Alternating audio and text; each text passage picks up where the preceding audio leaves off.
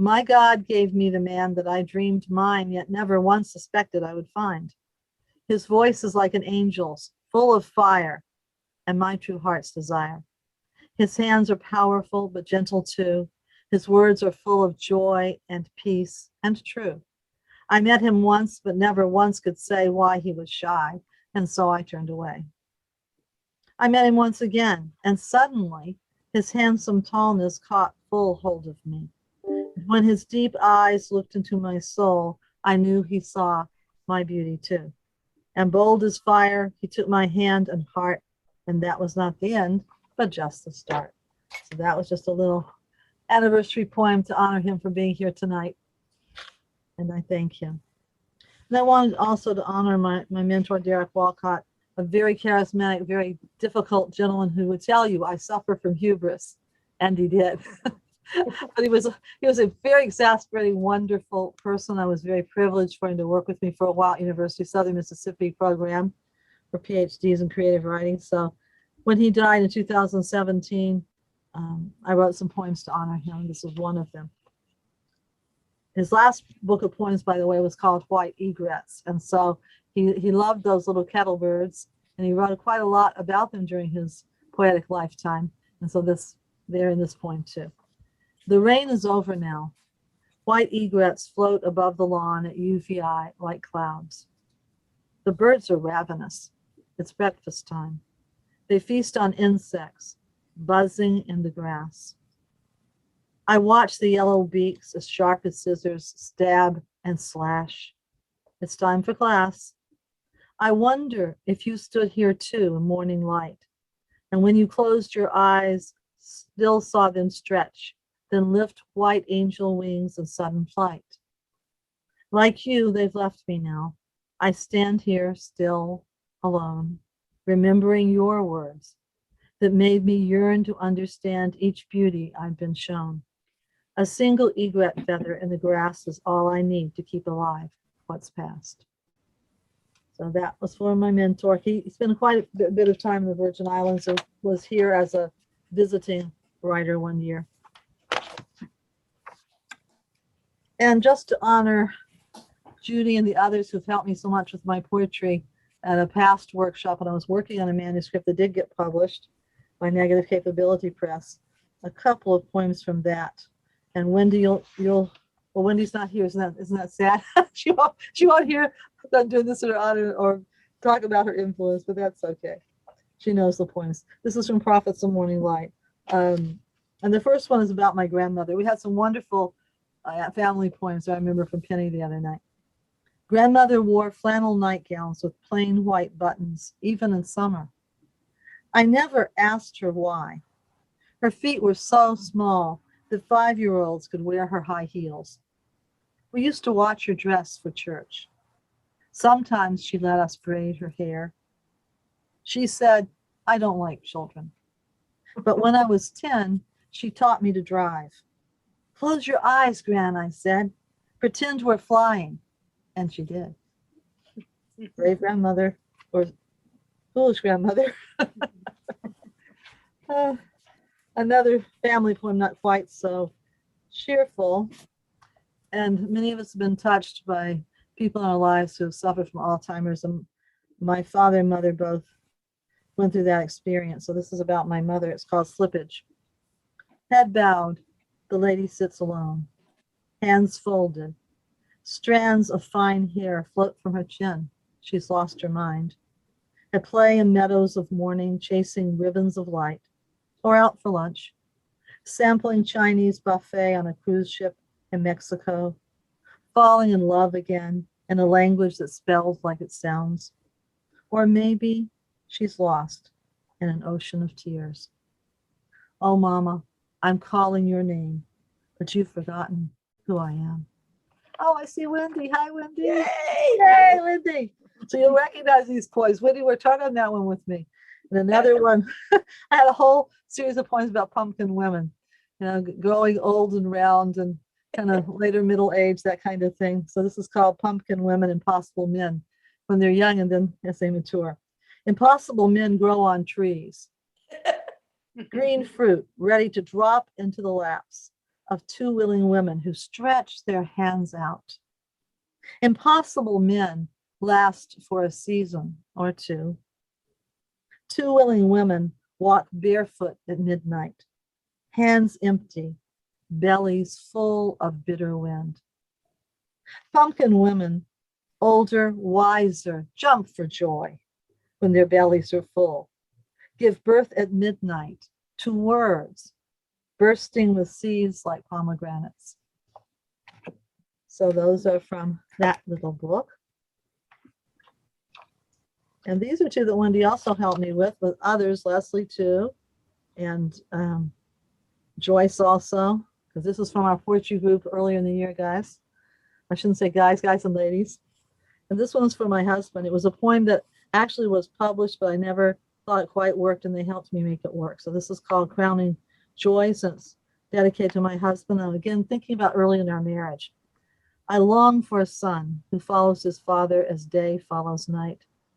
A daughter whose smile is a shadow of all the hours I lost gladly to glories of love, golden hours tasting like honey, when only the moonlight clothed us in splendor, when even the sunlight was simply a halo to crown our joy.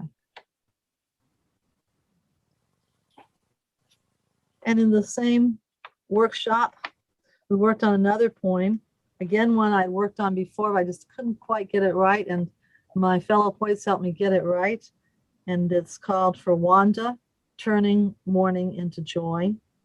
And I was thinking about a psalm which says, weeping may endure for a night, but joy comes in the morning. A lot of poems about joy, it seems like. So this is advice to Wanda, who's had been mourning the death of her husband. Clothe yourself in scarlet and crimson and silk and ribbons. Dance with angels of light. Wear silver bells to circle your ankles, your wrists. Remember Wolf's laughter. Remember his advice. Sing the praises, he said, of the one who has gone before you into the mansion of God, who has shed his skin and walks in glory. Yes, he said, I'll walk in rapture, still gladly alive. And now, leap for me over high green hills. Extend your arms, extend them like wings, heart open.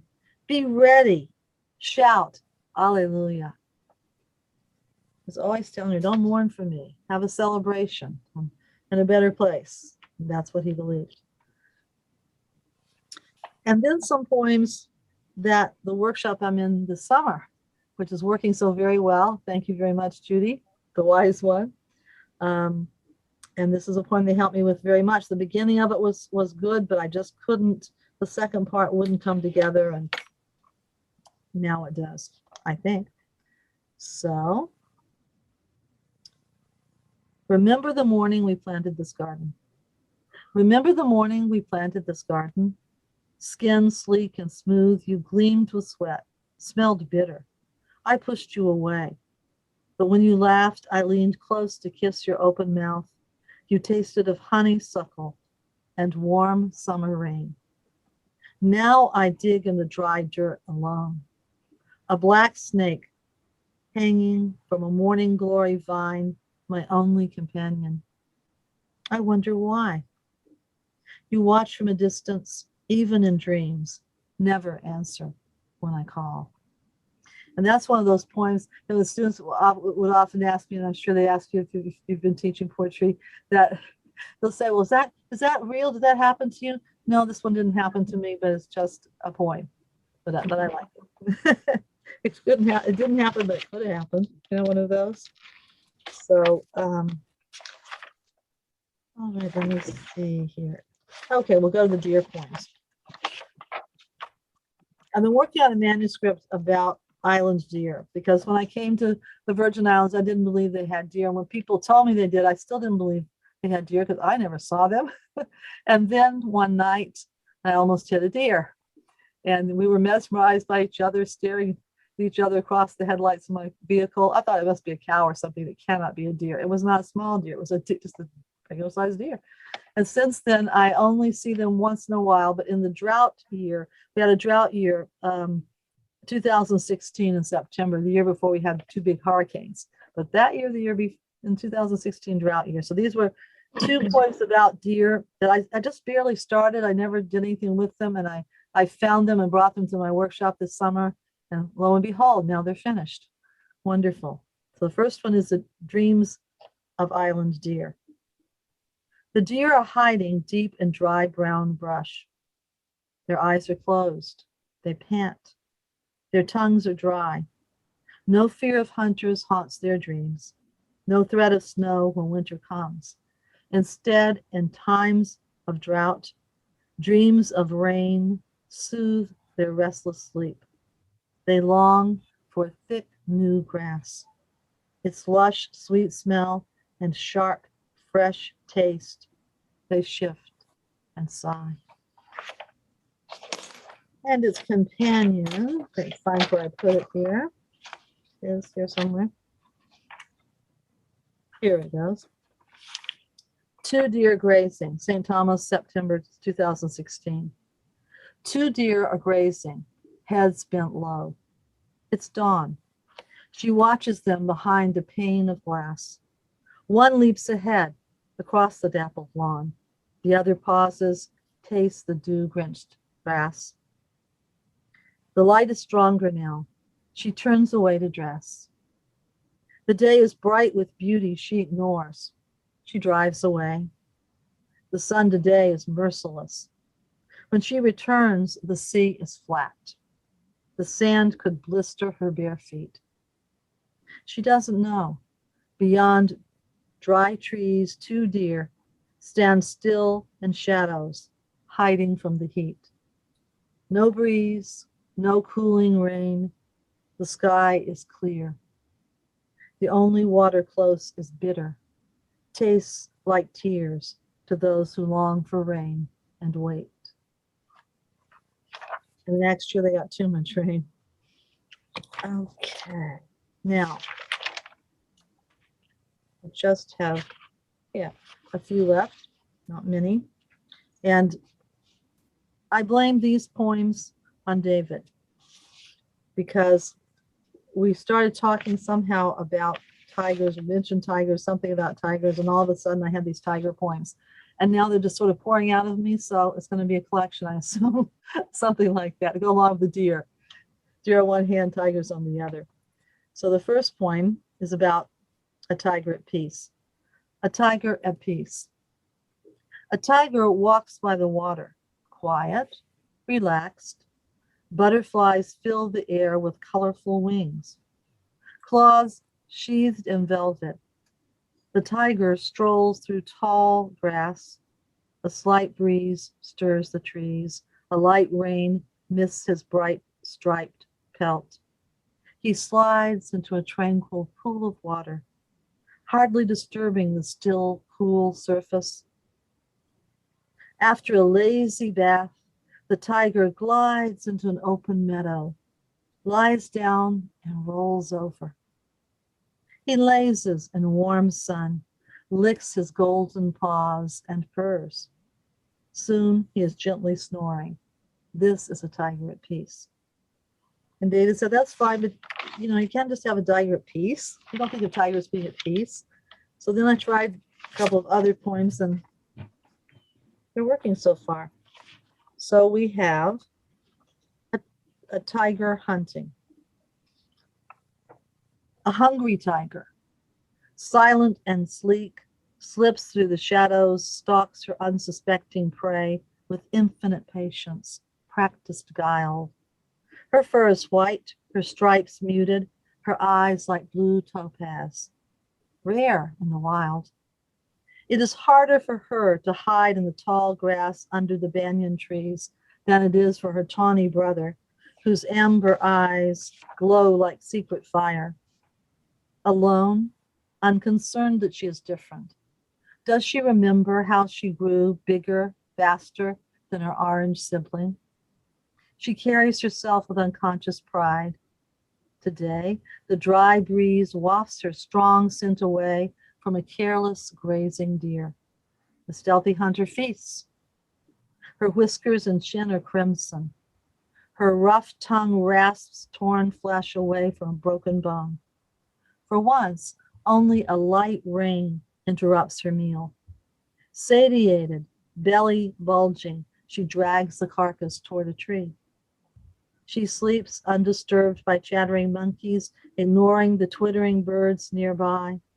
Luxuriously draped over a low-hanging branch, her black-tipped tail nearly touches the ground. And I'm going to end with the longest one, so just take a deep breath with me, and let's see if we get through this together. If I have the pages in order, we will. Okay. Now, there's a poem missing in between, I have to tell you, because the hunter is going to be hunted, and she's going to end up in a place that might be called a tiger park, or a tiger mill, like a puppy mill, or it might be called something worse. She sleeps in the sun, melting like golden butter into dry brown grass. Some of her sister tigers lazily lap water from one small concrete pond. One sibling, chained to the floor of a cage, eyes glazed, tongue lolling, blinks at the woman who's snapping selfies while leaning against the cat's striped side. Smiling. See my pet, she says. Isn't she sweet, she says. The tiger, too drugged to respond, except with a sigh, dreams of tomorrow.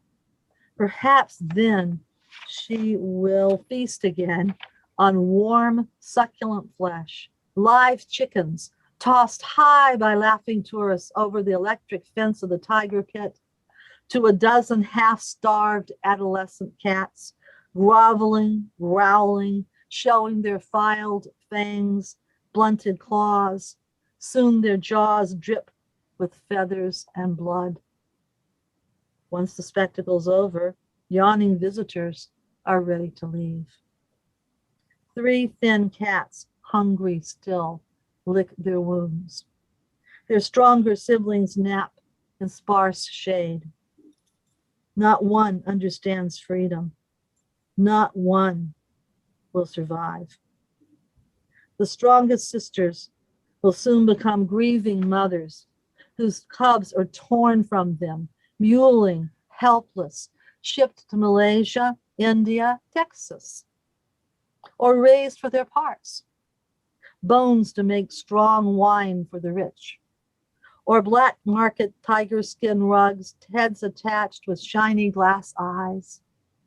One old man in Laos buys claws to cure nightmares, dung to treat boils. His young wife orders tiger teeth to fight fever, whiskers for toothaches. Their faith is blind and costly. In China today, 6,000 tigers languish in tiger parks, farms, or mills. Less than 50 wild tigers, targets for lawless hunters and poachers, sleep in the shadows, roam in the dark, evading capture or death for now. Dangerous claws intact and sharp, amber eyes alert, fangs ready to strike, their cubs few and hidden. And that's it. So thank you very much. And thank you all my different poetry friends. Yay. It's so nice to do something besides teach, although I love teaching still. I'm still creative. What do you know? It's good. I didn't know about the tiger farms. Is that Yeah. true? Oh yeah. I don't know what David did to me. All of a sudden, I spent the last 2 days doing all this research on tiger farms and tiger mills and tigers this and tigers But that. they don't purr. They do purr. No, they chuff, but they don't purr. The But big cats can't purr. that's true. I'll accept that correction. I'll put a chuff in there. Okay. The only big cat that purrs, I think, is the cheetah. Maybe Yeah, that's it. I was saying it's the a tiger, puma. but it's a cheetah. You're right. But they chuff. I mean, Yeah. they do have a sound when they're happy. Yeah. Let me put it in there. Thank you. Appreciate that. Well, our next reader is one of our newbies. And a welcome to David Harris. Until 2003, he had never lived more than 50 miles from New York City, really. And then he moved to Tennessee, acquired a daughter and a classic MG, and got serious about poetry. And I his love first that. collection, the Review Mirror, is that a pun? Was published by Unsolicited Press in 2013. And you're going to have to unmute yourself. Good idea. Okay. Yesterday, I was checking my email after the workshop, and I discovered that this poem had been accepted by Hey, Third Wednesday. Oh, that's a good house. The Naiad.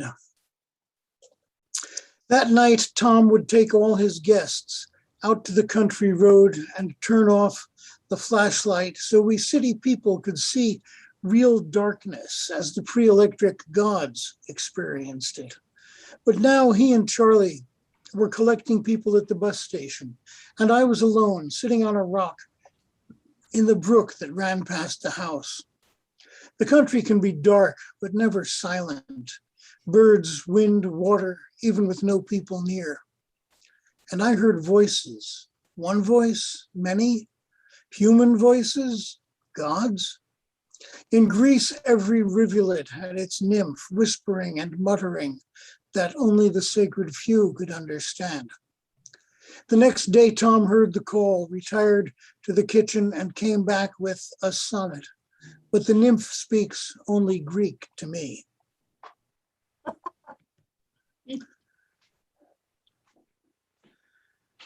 Do you still have your soul?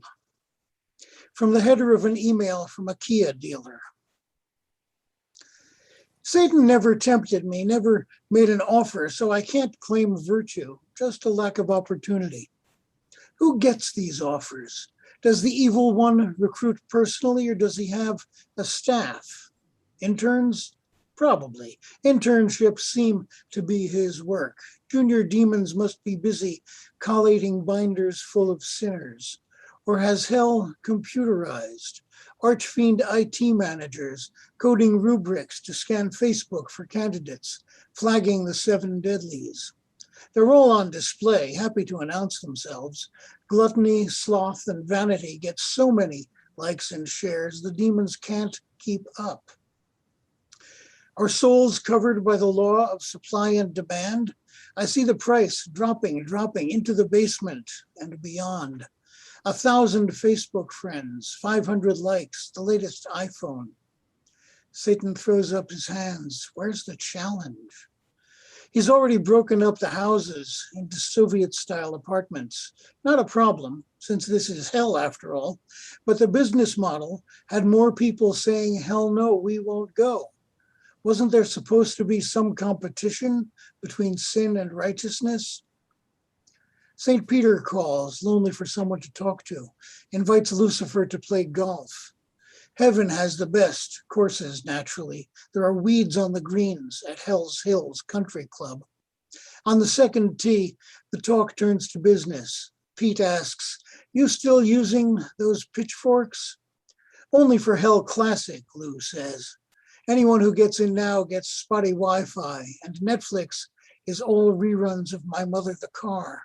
And people still keep signing up. Would you like to take some off my hands? There are rules, Pete says and shrugs. My hands are tied. He would love to fill the echoing halls of heaven, but his boss is a stickler, and all he can offer is heaven, an uncertain pie in the sky that may prove to be kumquat. How can he compete with Facebook? Only faith could make tweeters forego the new iPhone for heaven, but faith does not come out of a factory in China. Peter doesn't see much coming out of churches either. He looks down on preachers with Cadillac. He looks down on me, considers. No Cadillac, no deal with Satan, no faith, no iPhone yet. What to do?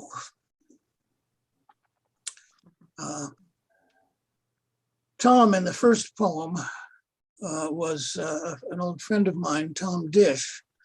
And I've written a series of poems lately, probably a book's worth of poems to people I knew in the form of letters. And the ones who were dead when I started writing them get the prefix Dead Letter Office. So this is Dead Letter Office, Thomas M. Dish, 2. I've written 2 for him.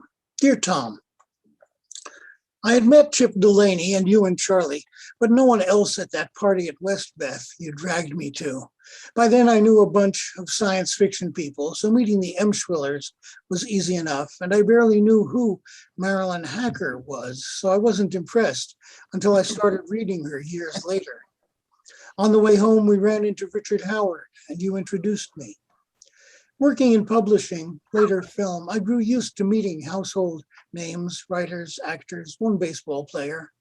I wrote an essay about the time Kurt Vonnegut roared at me on the phone. I've got a couple of Norman Mailer stories. I heard Helen Hayes tell an old joke to an archbishop. Does anyone remember Helen Hayes? Probably not. People I worked for and with. Now everyone is friends with everyone on Facebook. Knowing people is as fluid as bourbon. Relationships build on a foundation of likes and retweets. Not like us, getting drunk in that bar on 13th Street and outlining a surreal Broadway musical. At breakfast in a Soho cafe, a tourist couple points and asks me, is he famous? I recognize Wallace Shawn and meditate briefly on the nature of fame. Have the tourists seen My Dinner with Andre, The Princess Bride? Somehow they know his face. His is a recognizable face, almost. He has been on television, in movies, in public view. Is he famous? Are there famous character actors? Ned Glass, Harold Gould, Clara Peller? Is a writer famous if she can walk the streets without being asked for autographs? In New York and Nashville, people are inured to celebrity, proud to be polite. But could Oprah go to the Piggly Wiggly in Paducah without signing a few groceries? Doesn't she owe us that after we have spent so much time and devotion making her famous? Fame comes and goes. You could look up Godfrey of Bouillon, Ducky Bedwick, even Tom Dish. Even I was famous on TV for 46 minutes. Was that fame? It certainly wasn't popularity. Now I am no one, a forgotten editor, a very minor poet. Nothing rubbed off from anyone I met. Fame isn't transferable. It must be earned or tricked. Even then, it rarely lasts. And in 20 years, 50, gathering what passes for dust in internet archives. Only the impression on human memory matters, the way we change some tiny corner of the world, as your example and friendship changed mine. And this is to someone who's still alive. So one of the advantages of writing epistolary poems is that the titles are easy. You just name the poem after the person you're writing to. There you go. Mm. Monica Maper. Dear Monica, fear, it was always fear, but fear of what? I was a professional at rejection. What was the worst that could happen? I could lose what I never had. I was a professional at rejection, taking it in and handing it out. I could lose what I never had and not feel the imagined loss.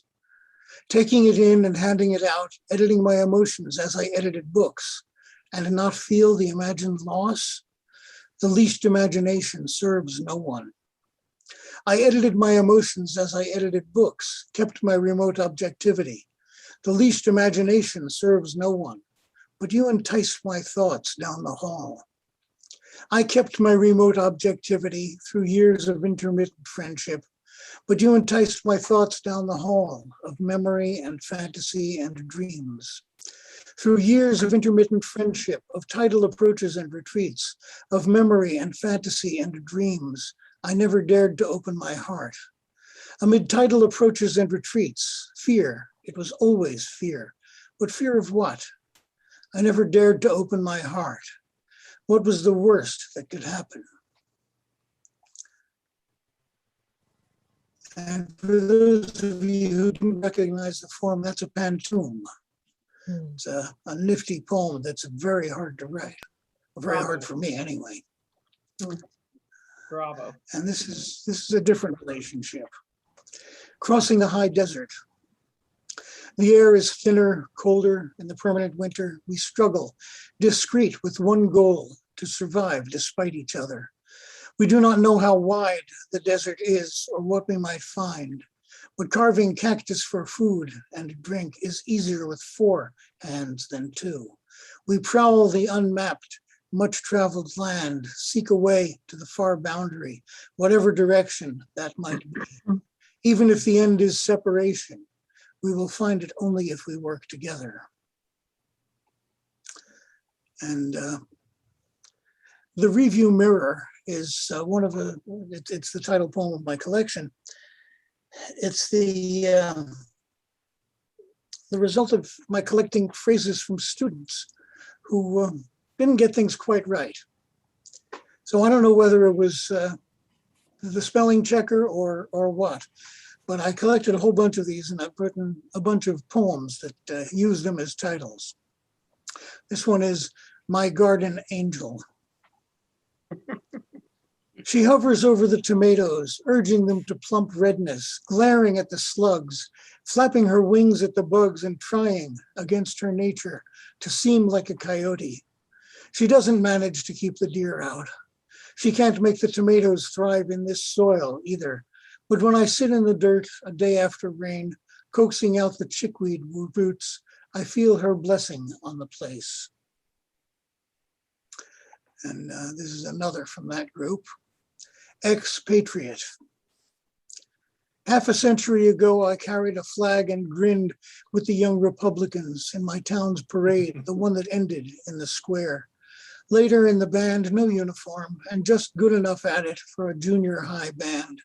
Proud to be in that parade, marching for a future we could smell just past the horizon. In 1970, we paused from marching and plotting the perfect world to follow Apollo's fires. Even later at Canaveral, standing by the great supine rocket, I was moved from faction to remember an explosion in space, a moment of common fears and dreams. Today, I watch the marchers fighting 2 more Asian wars, trying to puzzle out their chants and signs, wave to them, and return to my magazine, exhausted by hope. And this one was demanded by my workshop mates. Balkan sobranis. In an old tobacconist's shop, a strange universe of cigarettes. Old golds were exotic to me. English ovals, not English, but surely oval, were unfiltered and unknown, distinctive in a crowd of Levi's and Fry boots. It was hard to stand out. Sometimes I smoked a pipe. Sometimes I went down to that corner for loose tobacco and papers, but I never was any good at rolling. Stray bits of tobacco or whatever draggled out onto the tongue, off and on for years. I could never make it work as an affectation. But Balkan sobranis stood out, expensive and malodorous. Too expensive for every day, but a nice, vile treat. If not a trademark, a recognizable quirk. Good in college, not so much in an office. You could smoke in offices then, where people didn't appreciate the stink. I tried a cornflower in my lapel, ugly ties, writing with a dip pen, long hair, but none of it stuck. I was too conventional.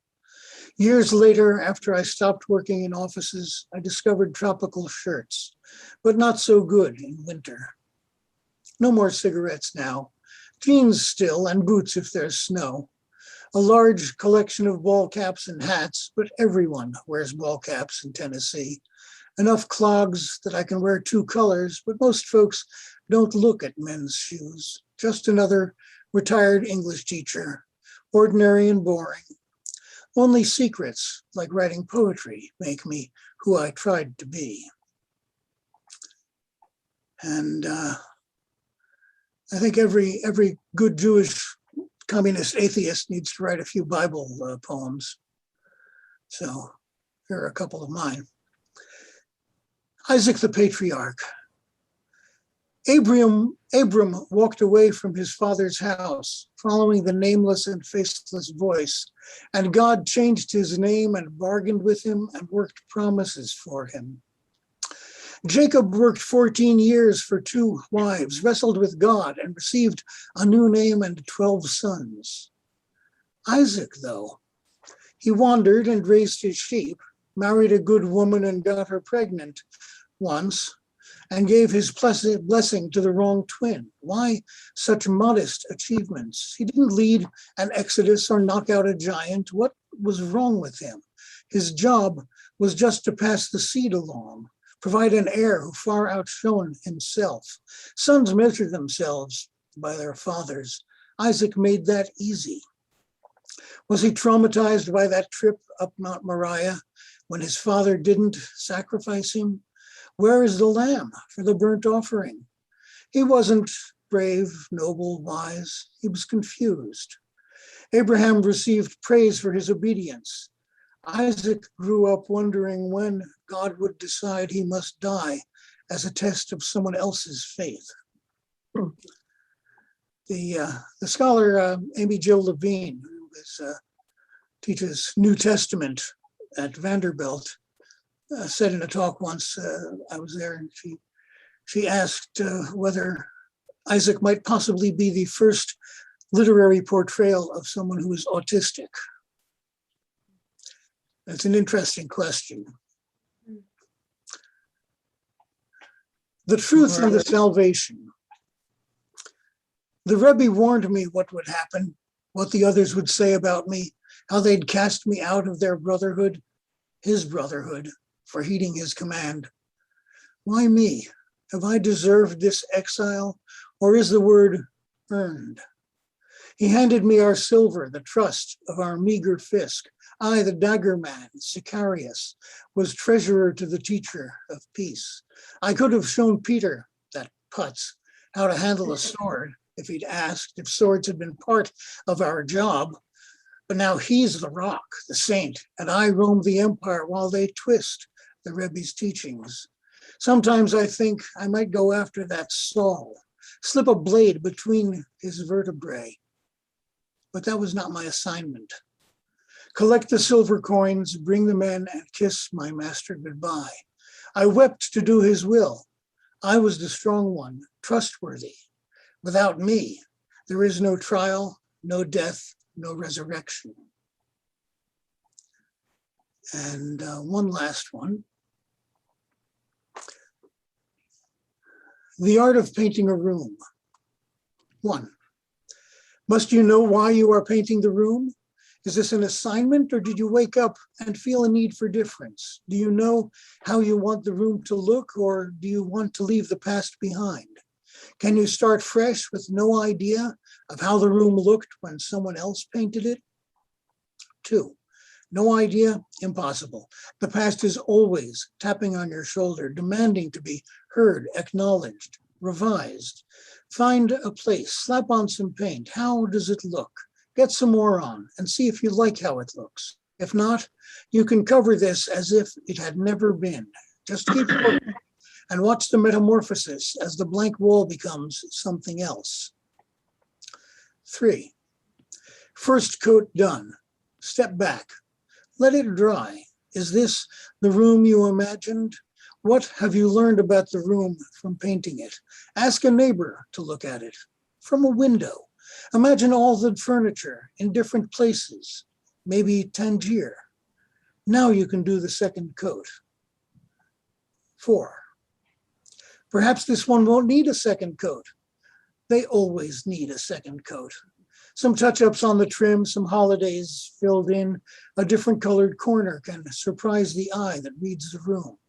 Surprise yourself, make it new, and make it yours. Thank you.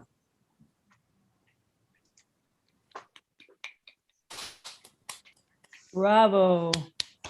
Nice. Well done.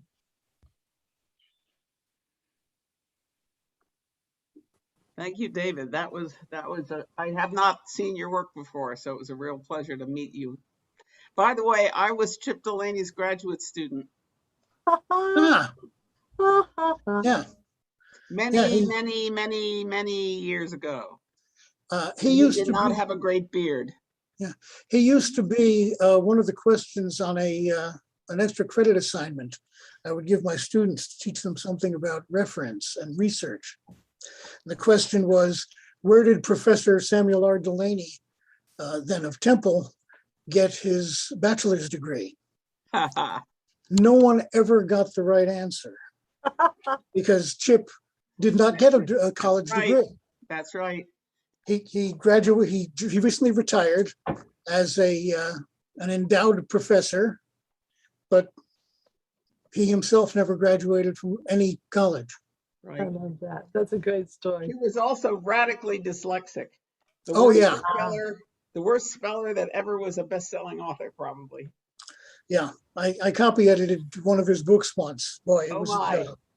That must My have been hat fun. is off to you. I gotta tell you, as a publisher myself, I wouldn't even want to dream of copy editing him.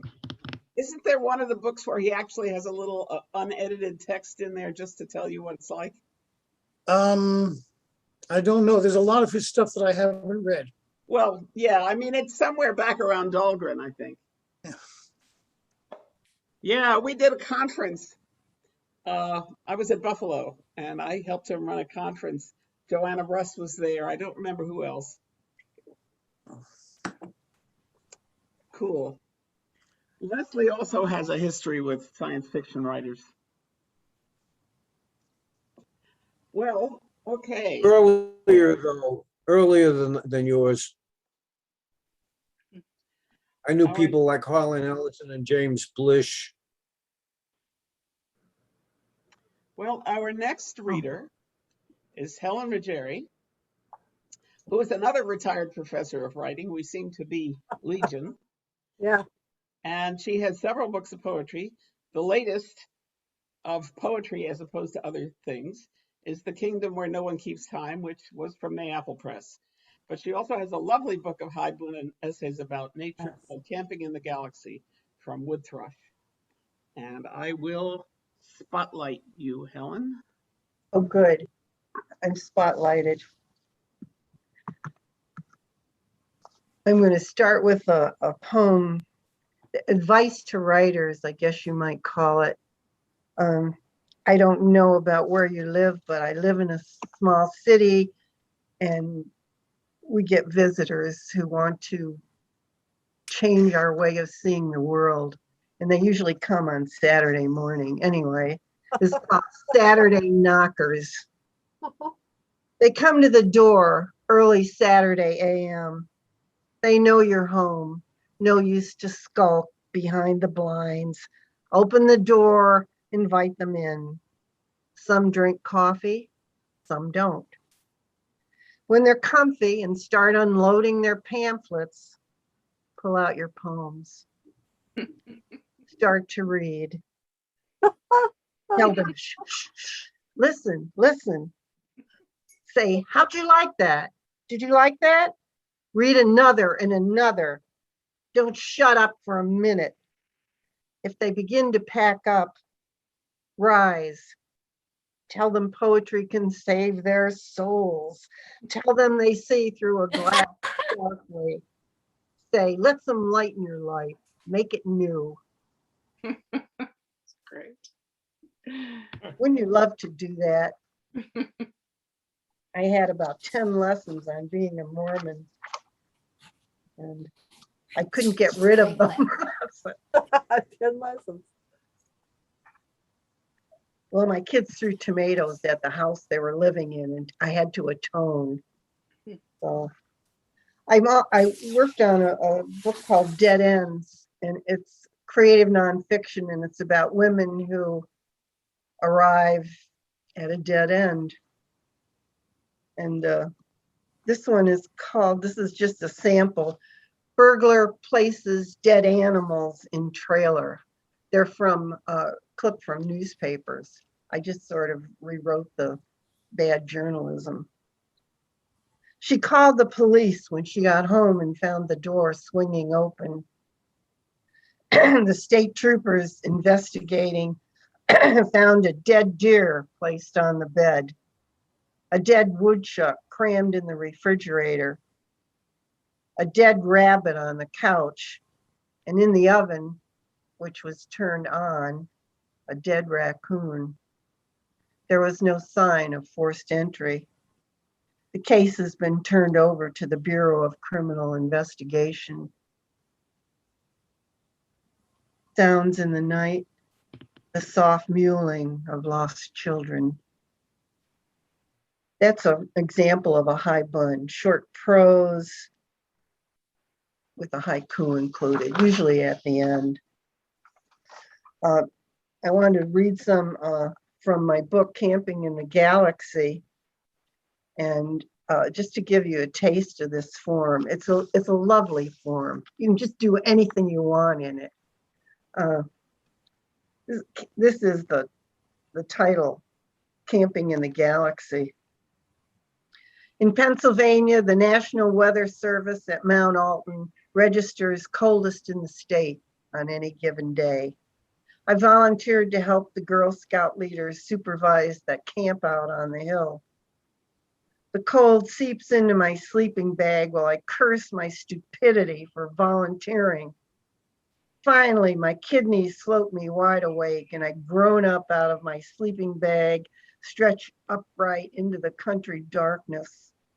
I look to the left where a path disappears into the dark, hiding the outhouse.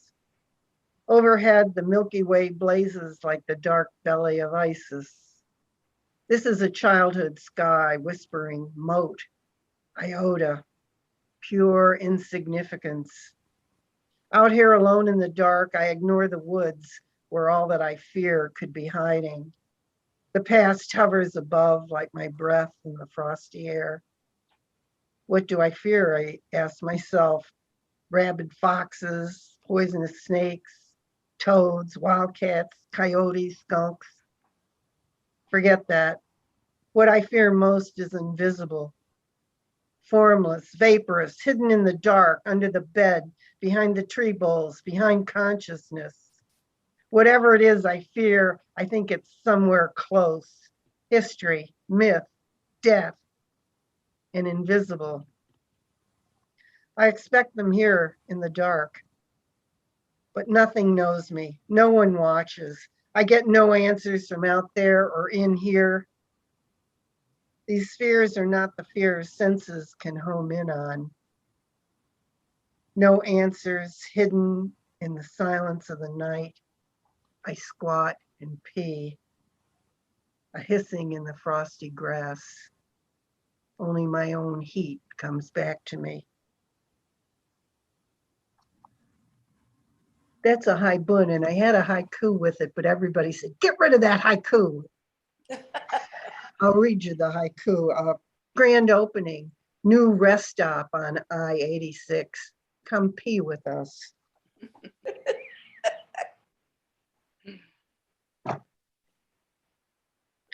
Well, I was looking for that first poem about the Saturday knockers. I found this one and I thought, gee whiz, I forgot I ever wrote this. Anyway, I'll try it out on you. Escaping the gods. Loki, god of earthly things, fell in love with the daughter of the moon, who fled his desires, but he pursued. She became a fish and he a river. She became a hawk and he the sky. She faded to a shadow and he became the snow. She became a tree and he the earth that held her roots. And so it goes, the moon always changing and the earth racing below. Sometimes it's interesting to find an old poem. You say, did I read that or did I copy it from somebody? If I plagiarized it, I give credit if I knew who did it. This one is from my fairy tale mania. I wrote a lot of poems about fairy tales. It's called Sleeping Beauty. Out behind the nursing home, a woman is lost in the blackberry briars. The security guard is trying to help, but he's helpless. She's crying, begging him to let her go home. She wails her mantra. She's forgotten these days. This is home. That's how it is. Night coming on, briars encircling the castle.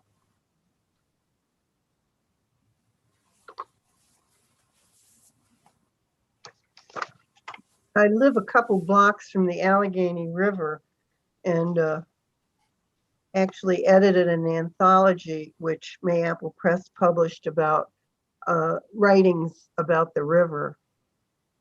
And I don't think I included this one, but should have. We'll do a revision, Judy. Walking the dogs. I walk to the river with the dogs, and there's nothing between us in the world. The river is covered with gold. A setting sun spreads like butter across the current. How did I get here? A cool rapture under my tongue. The song a bird sings alone in a forest. This world is so bright, I look askance.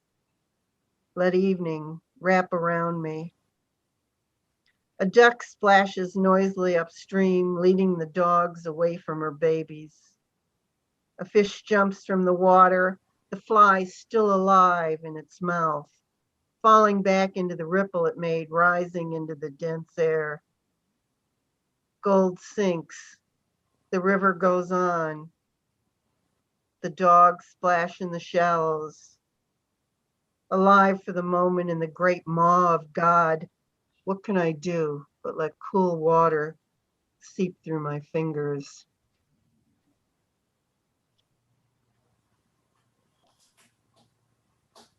This is my book. I can get that cover. It's a pretty cover. Judy and a friend, Robert Taylor, did it. That's a picture of Merton's Heart, which is across the river from St. Bonaventure University. I just wanted to read one of the poems because it seemed to go along with walking the dogs. It's called River Sutra. Under the willows scattered sundrops, the river cuts a deep hole in the bank, appears to cease seeking south in deep places that crowd out of the flow. If you stand on the bank there, the river drops south, southwest, pausing in this still pool for respite. The current drags past on the far side, hauling leaves and limbs, letters and plastic, an occasional anomaly, my parents in their burial clothes, my children, theirs, and on and on. I look out over this momentary stillness to where ripples mark the hidden current like dreams under sleeping eyelids. What comes is always coming. It's waiting that's hard to master.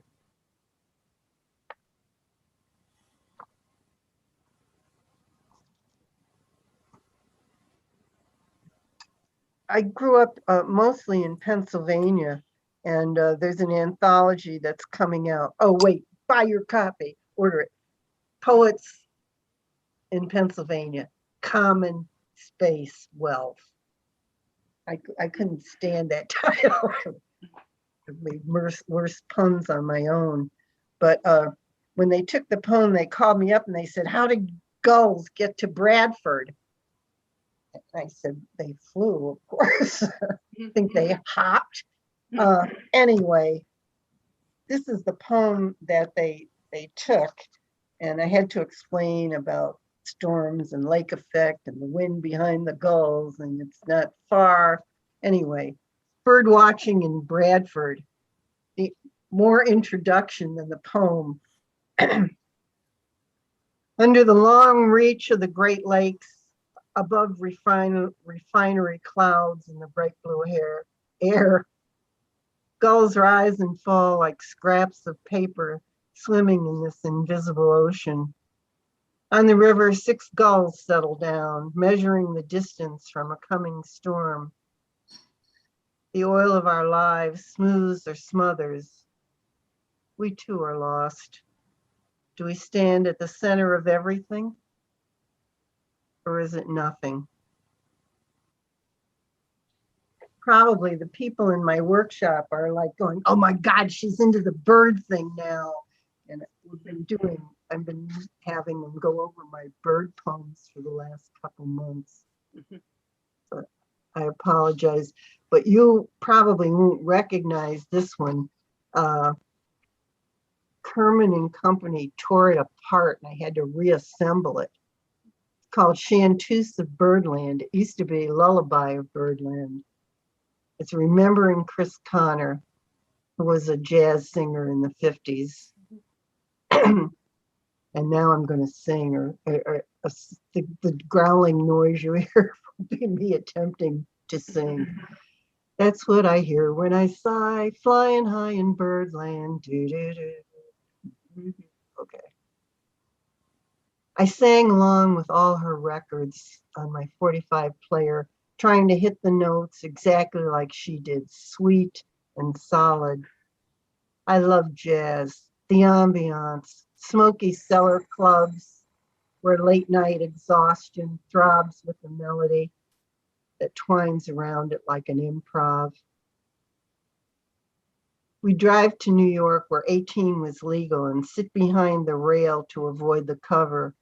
Seriously study how she stood at the mic, the way her mouth moved, her swaying stance, how her tone differed from records like scratchy 45s on a wobbly table.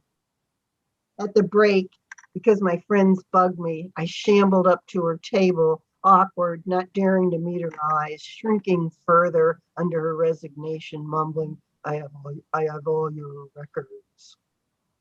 She made me feel as if I'd asked her to pee in a glass, the mellow disdain of her voice a spike in my ear.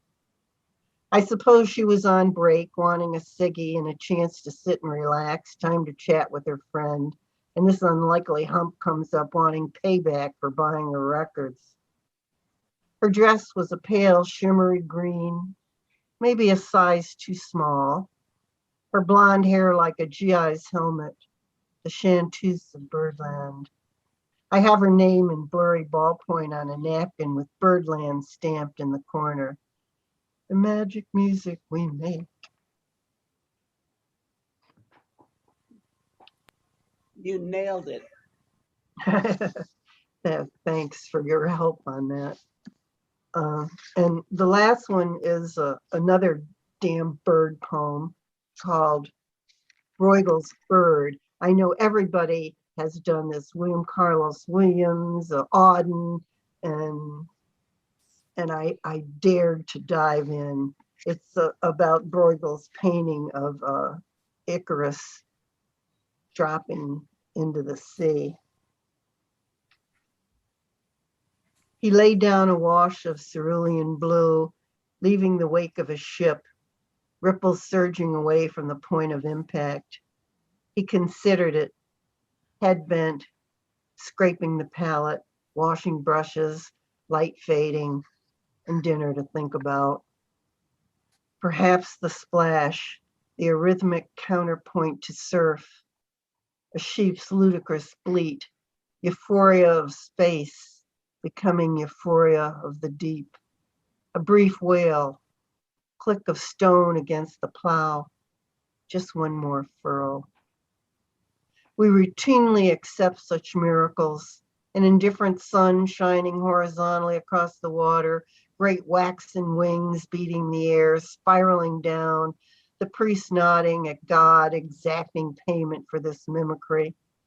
The thief wonders what jewels he wore, the painter, the scene he might compose without the hero, the poet extending his last thoughts as he glimpsed aquamarine stars suffused with the light of fire opals.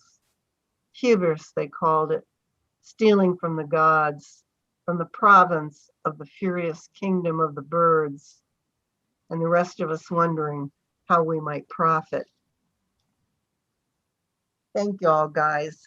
It's weird to read to pictures. It's like, Great. That was really lovely. Oh, thank you. You, Helen. Yes, congratulations. Great poems. You're Yeah. talking about, you're talking about the Chanteuse of Birdland.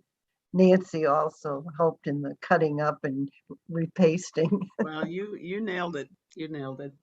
Yeah. We want to give Bob another shot because we hope that the technology gods will be friendlier tonight. Could I ask Bob a question before he starts? Before I get muted? Go ahead.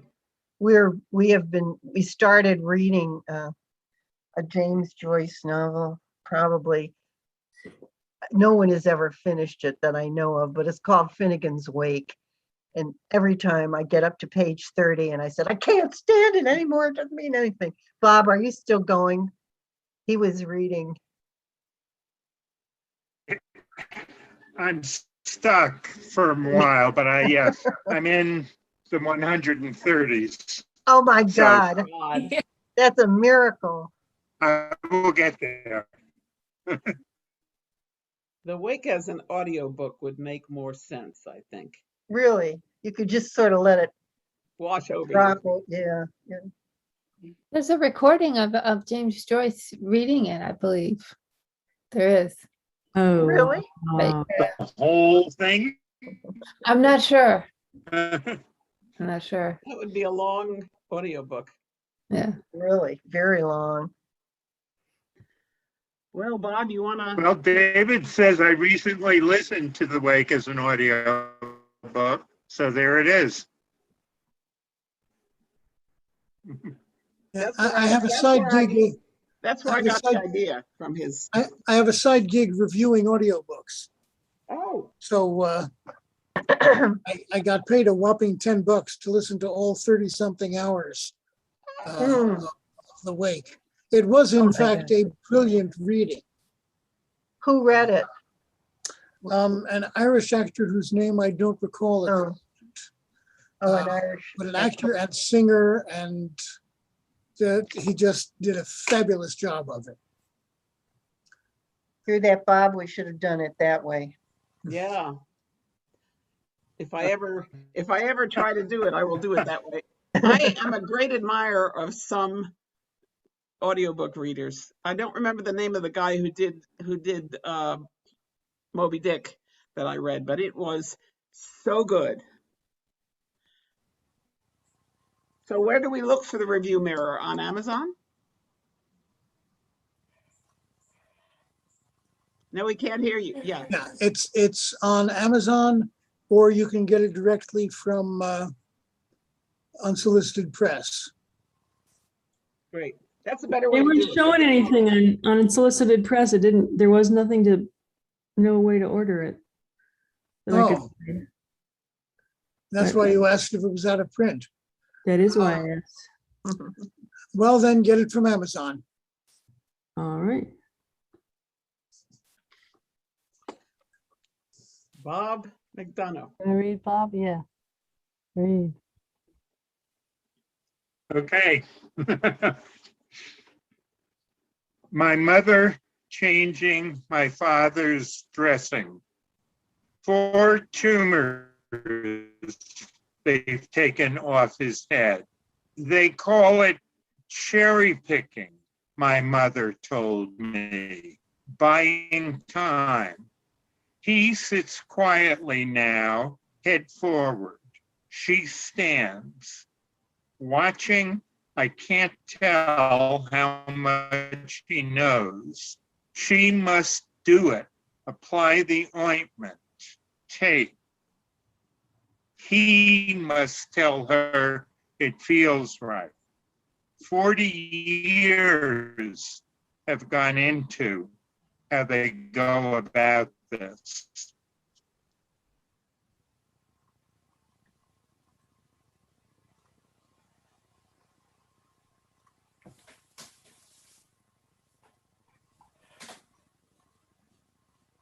I really like the idea of a poem about being able to write poetry, being unable to write poetry.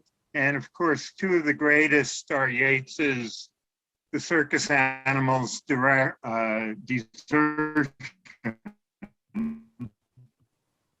and Coleridge's Dejected, an ode. So on a much lower level, but maybe vulgarity counts for something, Dry Humping the Muse. It's a hard grind. She doesn't even say she has a headache. She just lies there, polite enough, face set in a little smile, and she lets you try. You can touch her in all the secret places that worked once, but don't now. You can try new things you've never dreamed of. Get a little rough with her. She doesn't mind as long as some things are clear. It's not her fault. She'd be perfectly willing if you could, and she won't fake it.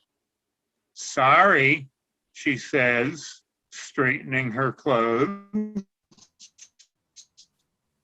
She doesn't want to hurt your feelings, but if you've forgotten how, she can always find somebody else.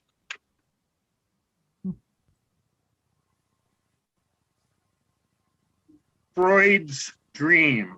This, of course, is the famous dream from the interpretation of dreams. A Jew is dreaming of treatment. Dr. and Mrs. Sigmund Freud received their friends in a great hall in Bellevue, their summer resort. Her pregnancy with the future author of The Ego and the Mechanisms of Defense does not show yet. The hall is lofty, airy, but Irma, their friend, his patient, is choking with pain. Throat, stomach, abdomen, if only you knew. He knows. He tells her again. He knows what's wrong. But if she won't accept his explanation, it's her own fault. Still, he is a thorough doctor. Let him into her throat to check. But she won't, she thinks. But he will open, he will.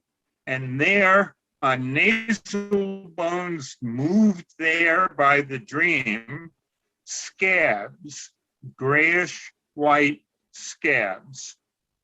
It is a professional consultation now. His doctor friends surround her, get into her throat. They will see whose fault it is. Leopold, who believed in a connection from nose to vagina, who left a gauze in a young woman's nose, Freud doesn't tell us this, knocks on Irma's chest, invites Freud to have a feel at her shoulder through her dress.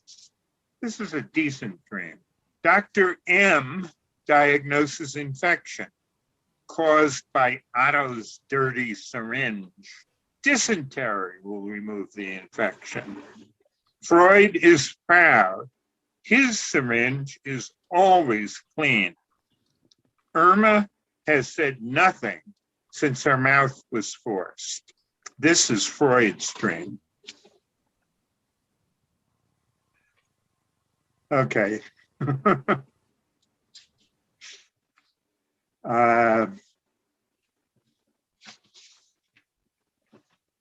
Judy and Jill are going to help me have a go at a version of this one tomorrow. Friends and tomatoes. My friend lives alone and writes poems about isolation. On summer mornings in her breakfast nook over cantaloupe and freshly ground coffee, she tries to capture what she sees out the window, her yard, where small birds catch worms and big birds catch small birds. But how imagine being wings and beak or wriggling intestine, brain without mind, a machine to kill and eat, reproduce and die, do until done? She can't. She writes poems about looking out a window. I live alone and write poems about friends and tomatoes. This morning, I slather on sunscreen, then I water, cultivate, prune. I hold these hard balls in hands and mind. From seeds and cups through February, I'll invite all my friends. We'll have chicken cacciatore and a good California red.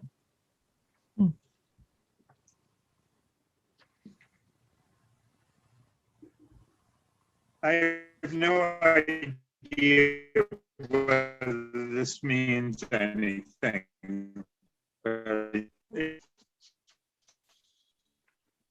it seemed like I wanted to write about this idea. The pig who a lot caught swordfish and trout, shot rhinos, lions, but not boars, led the liberation of the pigsty from the great fastest sausage combine because some things a pig must do, banged his forehead against anything that wouldn't move, tried to write one true sentence and then another for 50 years.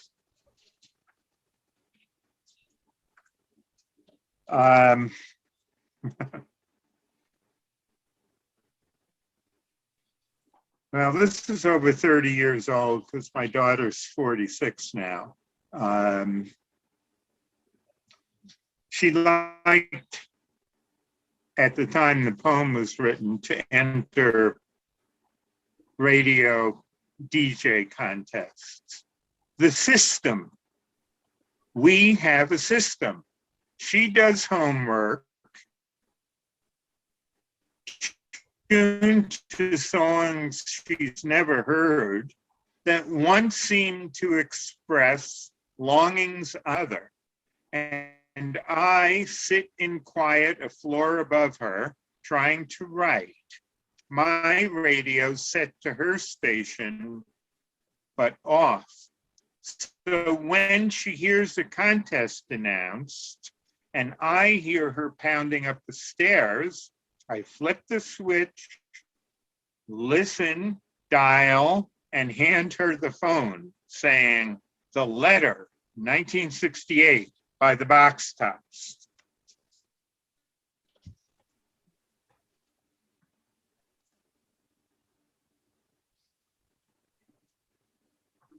My partner and my sister and I went on vacation to Nova Scotia in the summer of, right before 9/11, about a month before 9/11. And we didn't know that, of course. So, vacation. A kilometer is to a mile as Canadian is to US money, or close enough on vacation. And Celsius to Fahrenheit, still too hot. But then we don't have to move on vacation, or else we do move differently, as when we begin to think we might decide to step into a crosswalk and cars 100 meters down the road stop for us. And that's the only time we make something happen. Otherwise, we just present ourselves repeatedly to be ravished by light and sea and just enough of history, Acadian, Loyalist, Micmac, to make us feel we still think. The closer we look, the fuller the world is on vacation. What we could drive by in an hour would take a week to see. So, on a cloudy day at the Bay of Fundy, when we thank the man barbecuing on the bluff before his cottage, looking out over the sea from the edge of his world, for telling us about the birds, hundreds together, zooming west to east, inches above the water, the whole mile or more in and out of sight, the mass flexing as each bird adjusts to all around it, but still one mass. Sandpipers, they're catching insects. Later, they'll fly Australia. When the sun hits them right, they turn silver, like a passing shower of coin. They weren't even pretty today.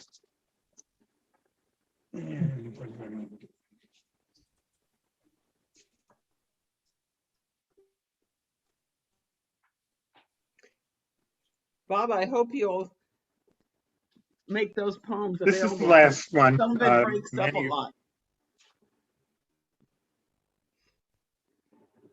Okay.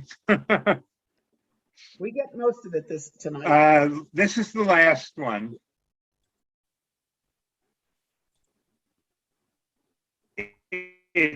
It starts with a direct quotation. I copied it down immediately, so I think I got it all right. It's called Words for a Daughter, but I now include my granddaughters. Bob,